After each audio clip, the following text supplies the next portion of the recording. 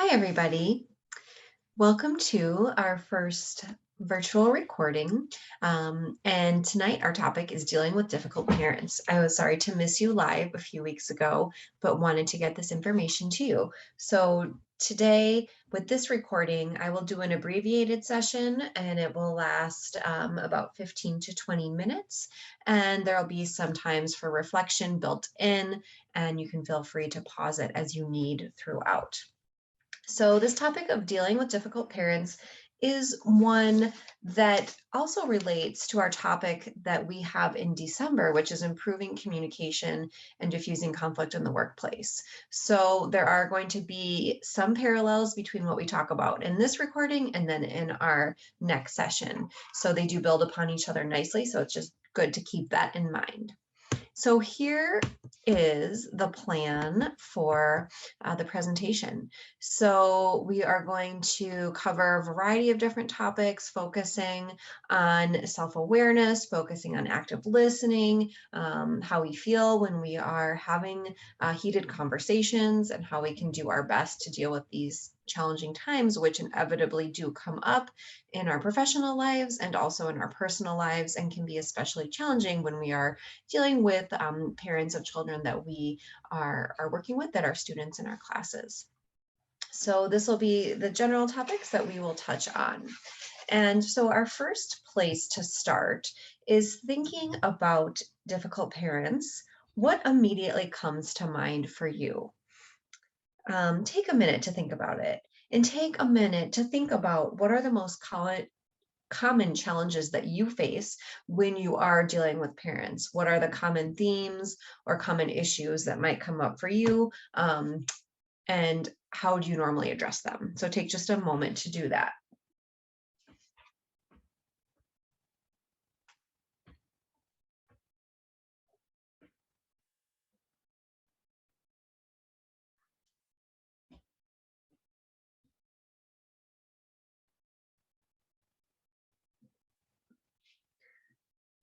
So feel free to pause if you need more time to reflect on this question. And otherwise, we'll get right into the material.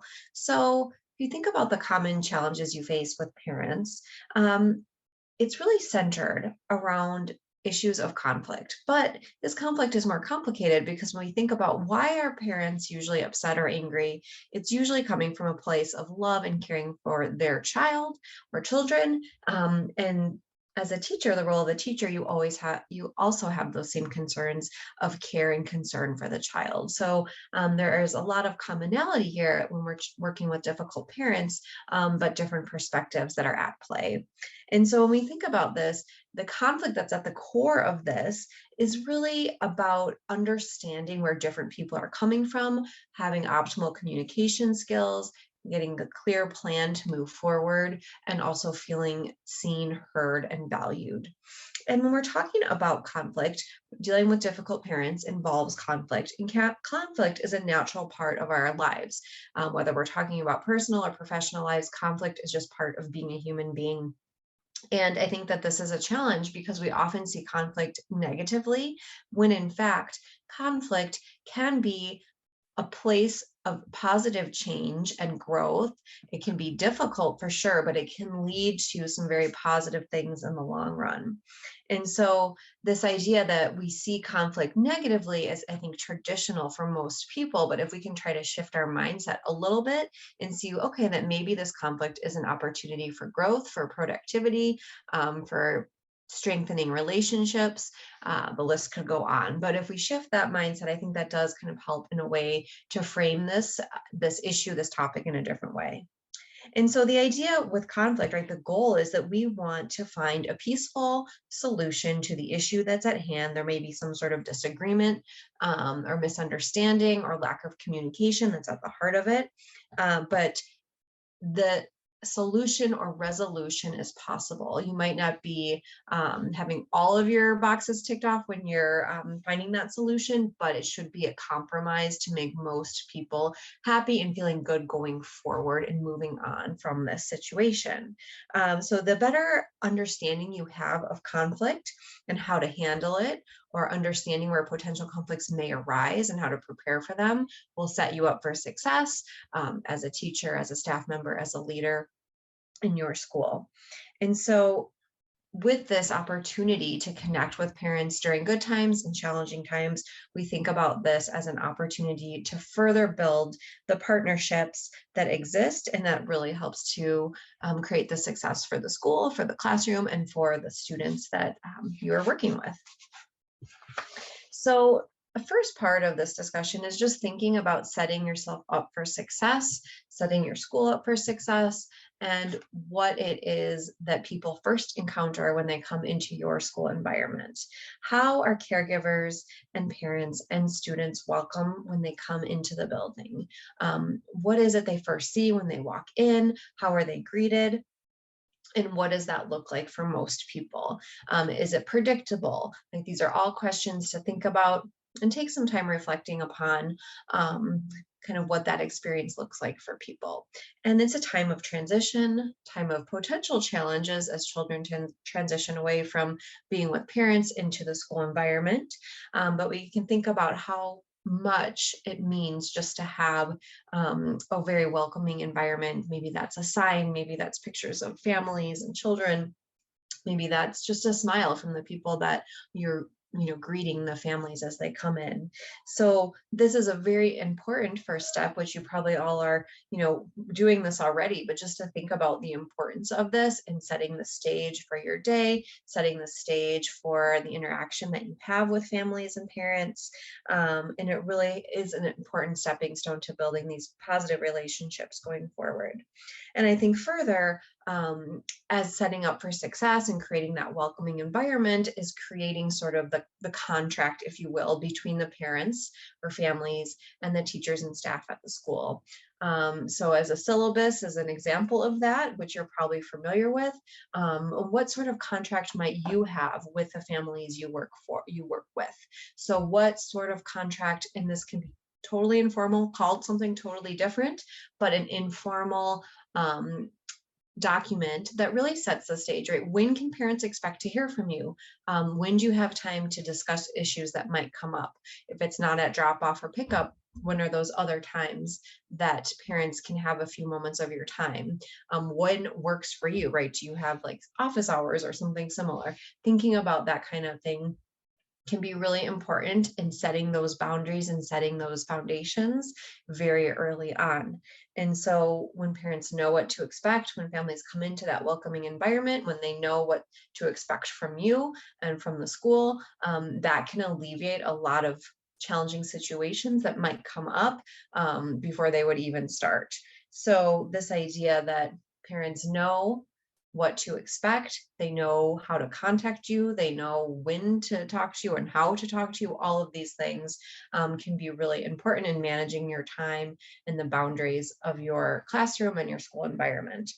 And part of this is parents also wanting to feel valued and heard and included, right? Of course, this is different for every different family, but some parents want an active role as a volunteer in the classroom or the school, and others don't. But to be sure that those opportunities are clearly shared with the parents so that they feel like they are partners with you in this school environment, which they care deeply about and are interested in and want to talk to you a lot about. So having those opportunities for parents to channel their energy into the school in a productive way that will also help you is a great thing to have already set up, which you probably already do, but early on in the school year, so parents are knowing what to expect and can participate if they would like to.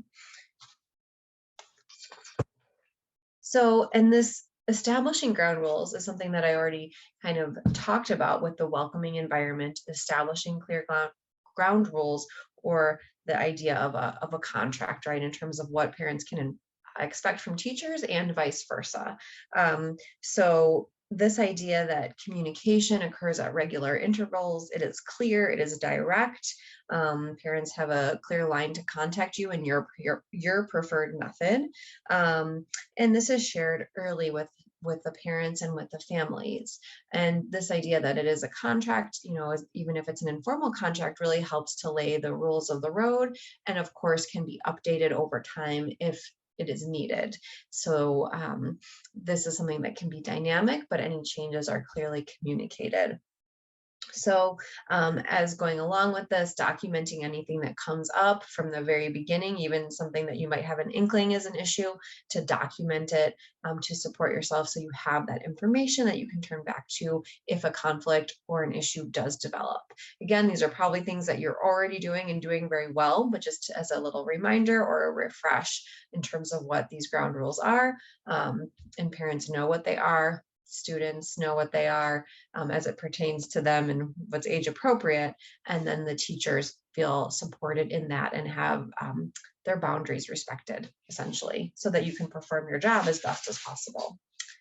And a lot of disagreements that might occur between parents and teachers or staff at a school is because people have different perspectives. And this is true in life, no matter what we're talking about here. But I like this image. It just demonstrates that there are such different ways of seeing the world. And we might assume one way, but other people see it completely different. So with this image, we see potentially one side, it is a duck or a bird, and on the other side, we see a rabbit.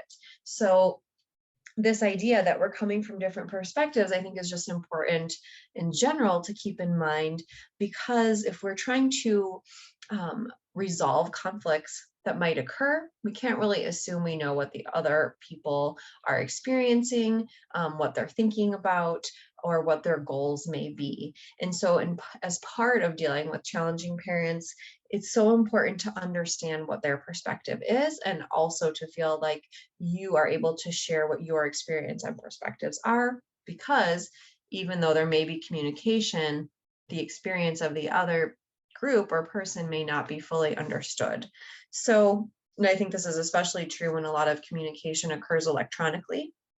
Electronic communication is way more likely to be kind of misinterpreted, especially the tone of an email or the tone of a quick message. And so these kind of things can really influence and put like an emotional spin on someone's experience, whether or not they were intended or not. So with this idea that we all have different experiences and perspectives, even if we have the same goals in supporting a child in the classroom, it can just be so important to have that time set aside to discuss things, even if you have an inkling that something might be going on.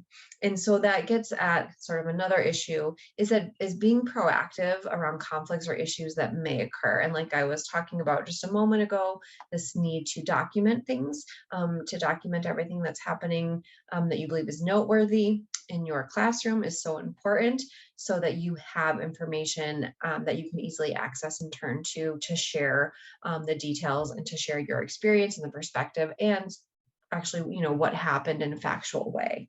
So we know that time is limited, right? I think this is the main challenge that teachers face, staff face, just a lot of people face, is that there is limited time. So if we think about what our resources are, time is usually the one that is most scarce. And it's a hard thing to make up, right? When you don't have much time and you need more time, there's not like you can just press a button and get more time. So this, I think, is something that really can create a lot of stress for individuals and for teachers, and it can also make it hard to really connect and have that time to know what the other person's experience or perspectives are.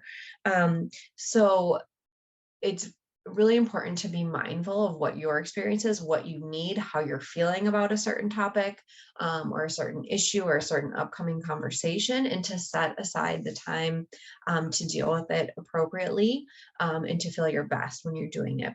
So that may mean you need additional support to do that, and thinking about, where might that support come from, being practical, being realistic about that, reaching out to coworkers or reaching out to staff so that you can try to find that time you need to effectively address the issue that you're concerned about. And so this idea that you want to check in with yourself, I think, is really important, especially when you feel stressed for time and pressed for time. And so timing is so important when we are dealing with challenging topics of conversation. And you want to be able to be mindful about when and how is the best way to communicate this issue with parents, with caregivers. And so sometimes it makes sense to wait a little bit if you're feeling especially stressed out or angry or upset or feelings are hurt.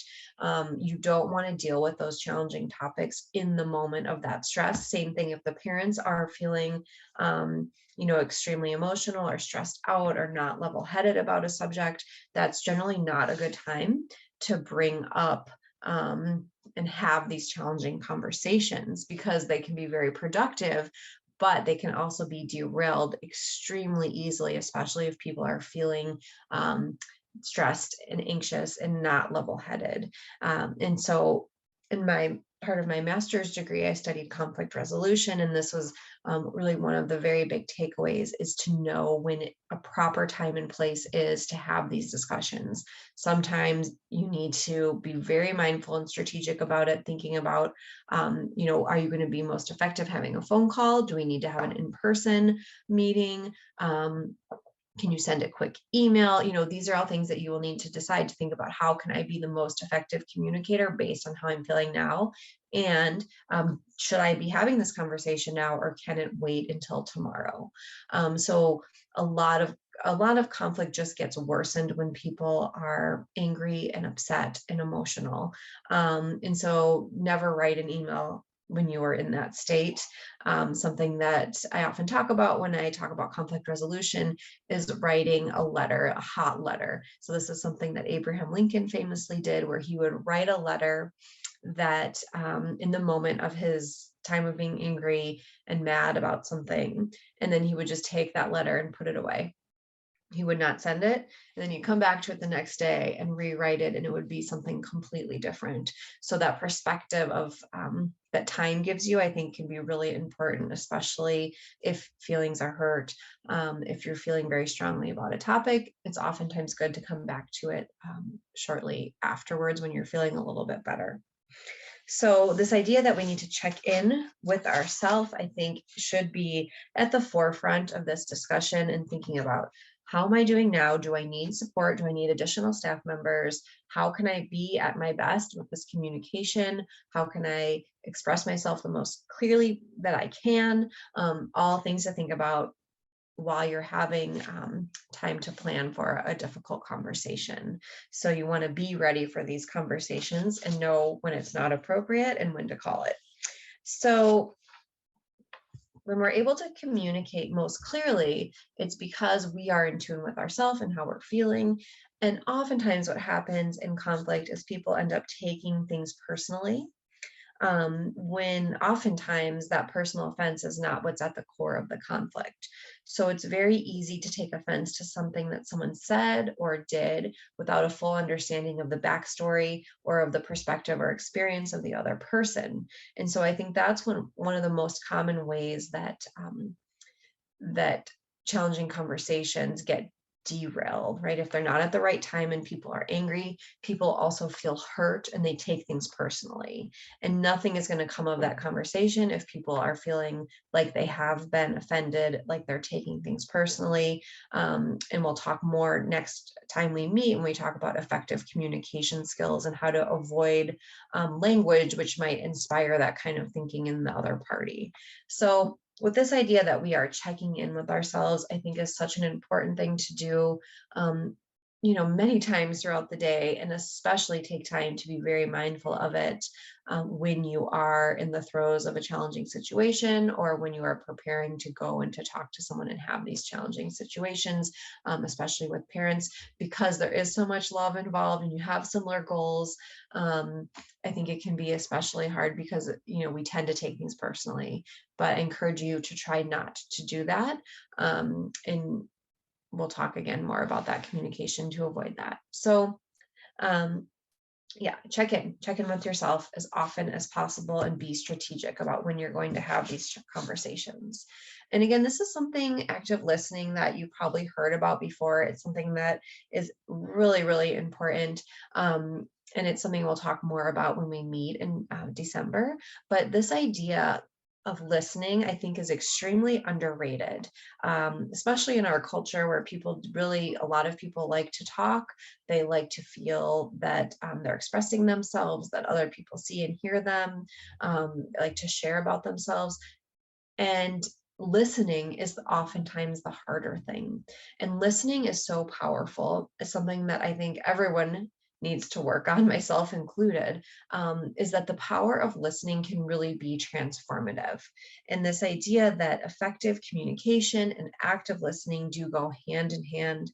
And oftentimes, in a difficult conversation that you're having with parents, what I would recommend is when you're having that conversation, whether it's in person or over the phone, is to let the parent go first, or let the parents or caregivers go first.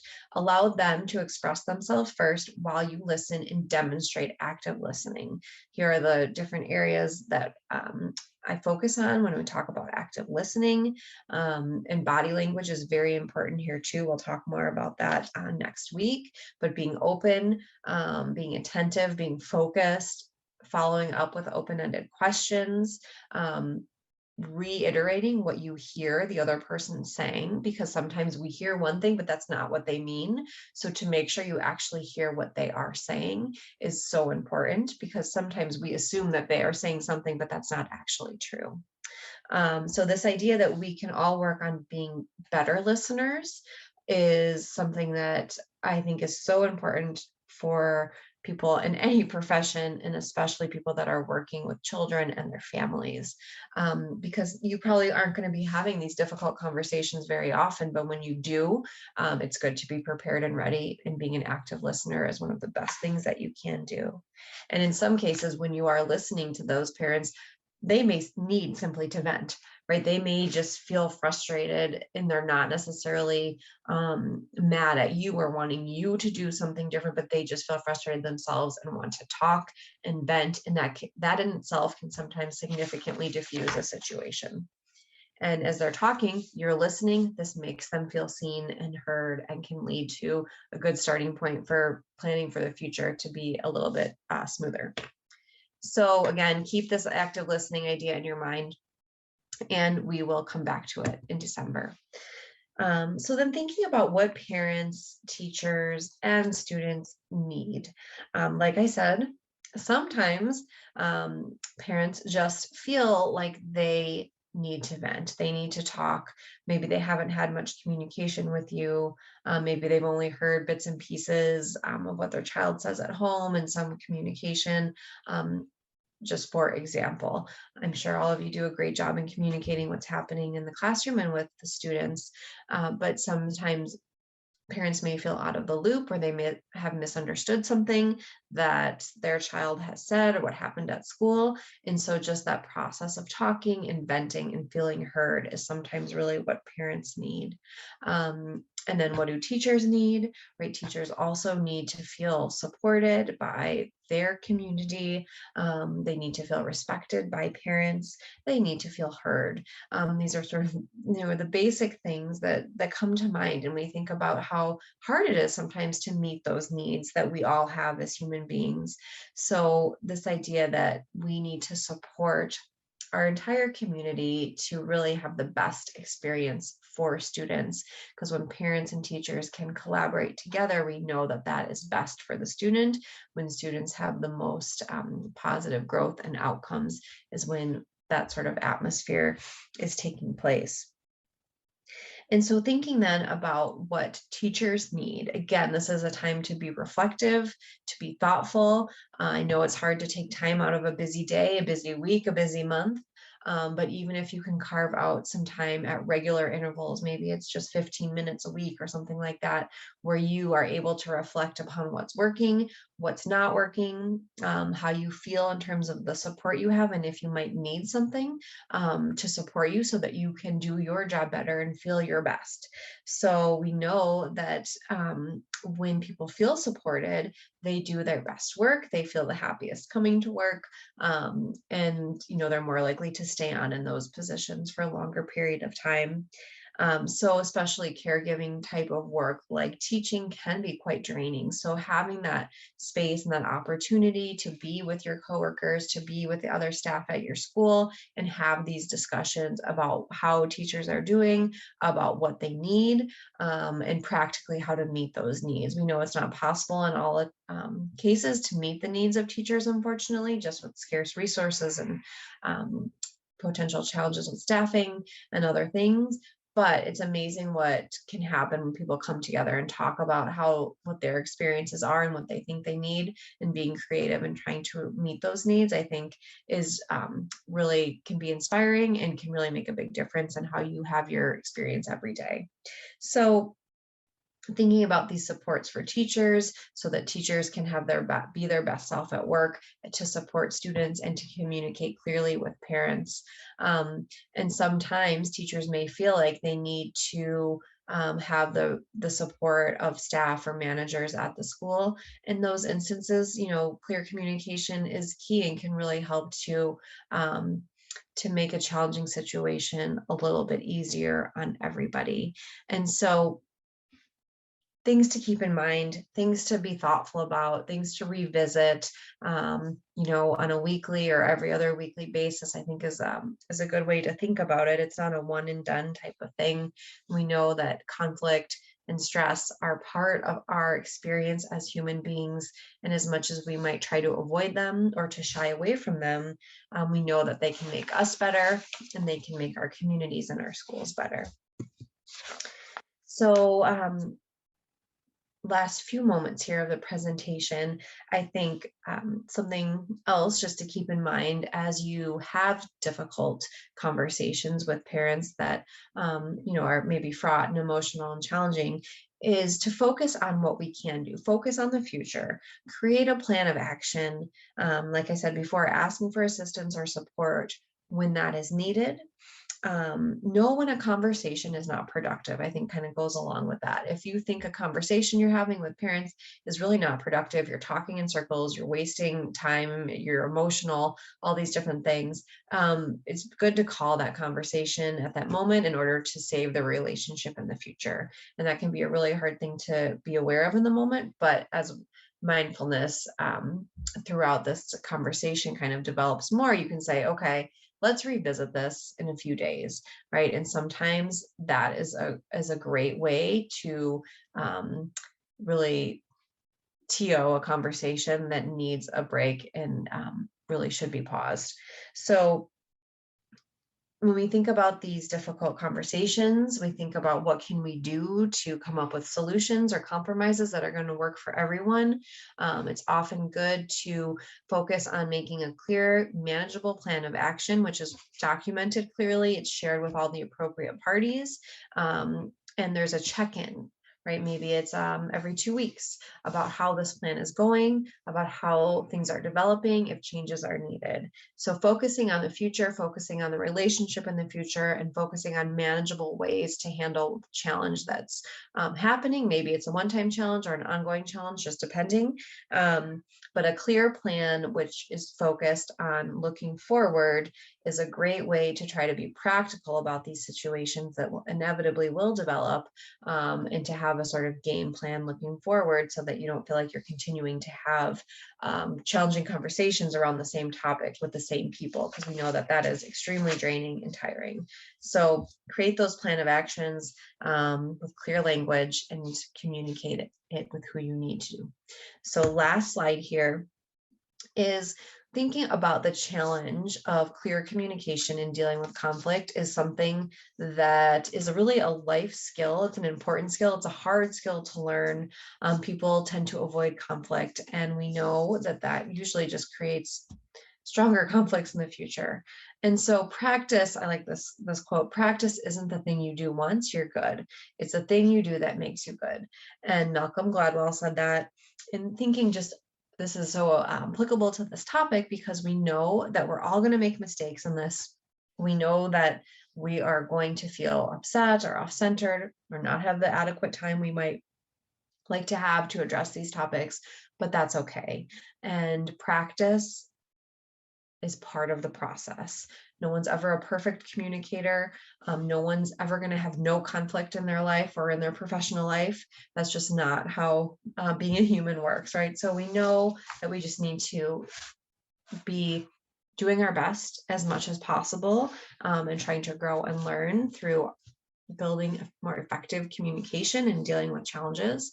And I think that this is something that you are all up to with your excellent caregiving skills, your empathy, your expertise in this area. These are excellent foundations to make you a really solid communicator with children and with their families. So go out there and practice. And if you make mistakes, I think that's a good thing. It's part of the learning process. So if you have specific questions or topics you'd like to talk about as we think about the next topic of improving communication skills, you can just let me know. I'd be happy to incorporate specific things into that next presentation. So I hope you all are doing well, and I look forward to seeing you in December. Take care.